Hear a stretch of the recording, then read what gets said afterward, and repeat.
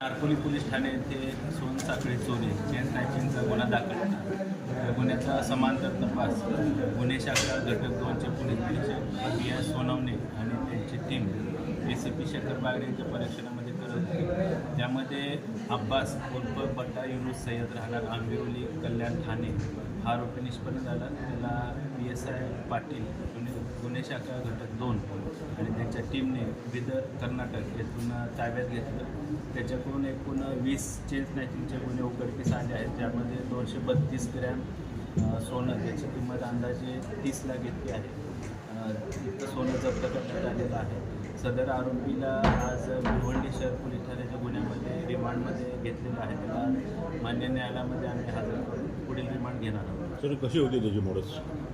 हा आरोपी हा खडकपाडा पोलीस स्टेशन येथे दाखल होता मोक्याचा गुन्हा। त्या मोक्याच्या गुन्ह्यामध्ये ह्या आरोपीने आणि त्याच्या साथीदारांनी पोलिसांवर हल्ला केला होता। त्या अनुषंगाने मोका दाखल होता। या मोक्याच्या गुन्ह्यामध्ये तो फरार होता 2023 पासून। त्यानंतर देखील त्याने ठाणे पोलीस आयुक्तालयाच्या क्षेत्रामध्ये विविध प्रकारचे चेन स्नॅचिंगचे गुन्हे केले होते आणि त्याच्यावर यापूर्वी देखील काही चेन स्नॅचिंगचे देखील गुन्हे दाखल आहेत।